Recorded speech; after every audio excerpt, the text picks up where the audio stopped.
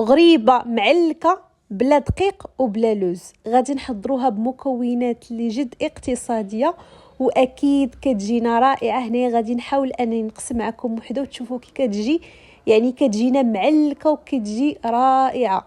فكنصحكم انكم تجربوها لانها فعلا كتجينا هاد الغريبه خطيره وراه كتذوب ذوبان في الفم. كذلك غادي نحضروها بواحد المكون اللي صحي. فبسم الله نمر مباشره لتطبيق الوصفه. بالنسبه للمكونات اللي جد اقتصاديه، عندي هنايا بيضتان. يفضل ان البيض يكون بدرجه حراره المطبخ او الغرفه. غادي نسكبوا 2 بيضات.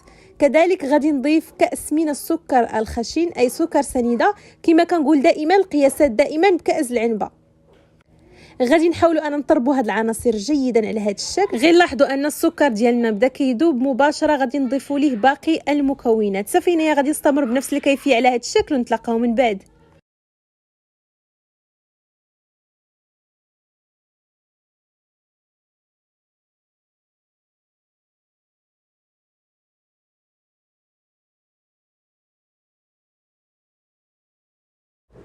صافي هنا من بعد ما خلطنا هاد العناصر جيدا مباشره غادي نضيفوا ليهم الزيت النباتي. بالنسبه للكميه كاس الا ربع من الزيت النباتي. القياسات دائما بكاس العنبه.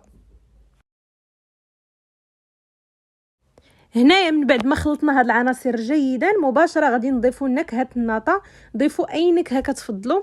مباشره غادي نضيف ايضا ملعقه كبيره من العسل. ضروري من هاد العسل. فإلا ما عندكمش ممكن ايضا تضيفوا ملعقه كبيره من الكونفيتور او المربى.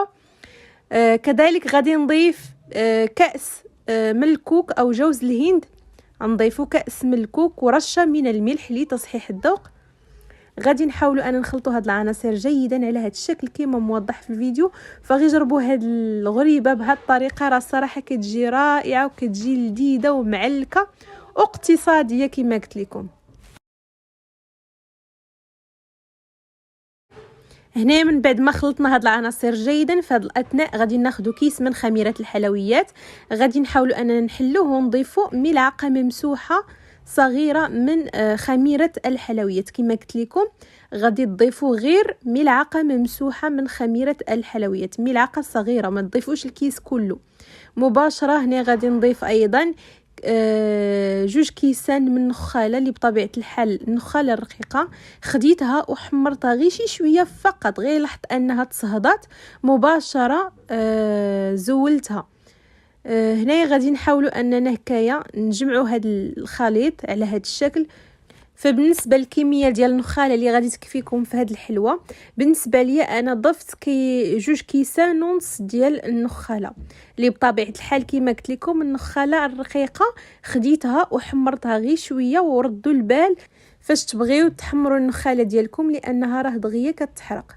هنايا غادي نحاولوا ان نبقى نجمعوا العجينه ديالنا على هذا الشكل او الخليط ديالنا على هذا الشكل. بالنسبه لهاد القوام ديال هاد العجينه لازم انها تجينا غير شويه مرخوفه.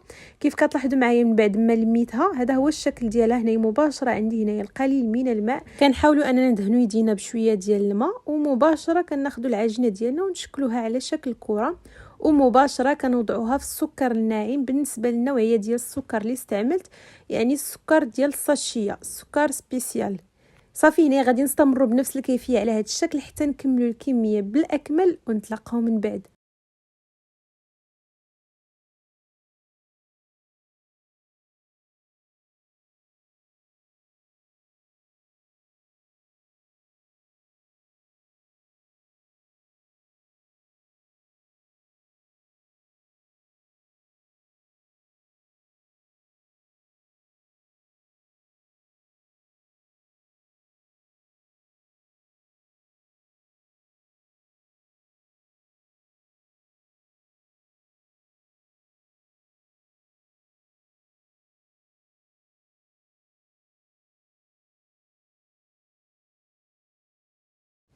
وهنا كيف كتلاحظوا معايا كناخذوا اللاطه اللي كتدخل الفرن كنفرشوا ليها ضروري ورق الزبده وكنوضعوا الكويرات ديالنا اللي سبق لينا شكلناهم ووضعناهم في السكر الناعم اي سكر كلاصي.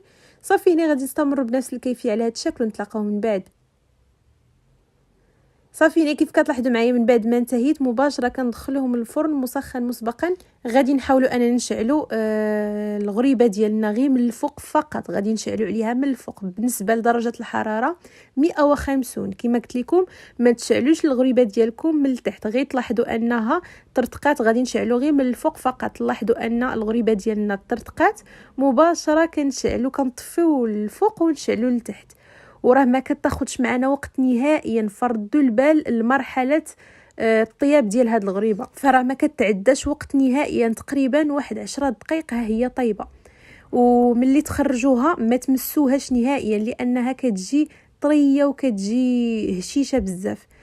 هنا كيف كتلاحظوا معايا من بعد ما خرجتها هذا هو الشكل ديالها، فصراحه كتجي رائعه في الشكل وكذلك المذاق. وكما قلت لكم ردوا البال الطياب ما تخليوهاش نهائيا في الفرن مده طويله، غير تلاحظوا انها طرطقات مباشره كنشعلوا لتحت وكنخليوها كنحسبوا ليها تقريبا غير واحد 3 دقائق ومباشره كنزولوها من الفرن. هذا هو الشكل ديالها. كنصحكم انكم تجربوها لانها فعلا كتجينا معلكه، كتجي خطيره، والمذاق ديالها كيجي اكثر من رائع وكذلك صحيه. فإلى عجبكم الفيديو ما تنسوش انكم تعملوا لايك واشتراك وتفعيل الجرس باش دائما توصلوا بجديد الوصفات. نتمنى اقتراحنا اليوم ينال استحسانكم. الى وصفه قادمه ان شاء الله. دمتم في امان الله وحفظه، مع السلامه.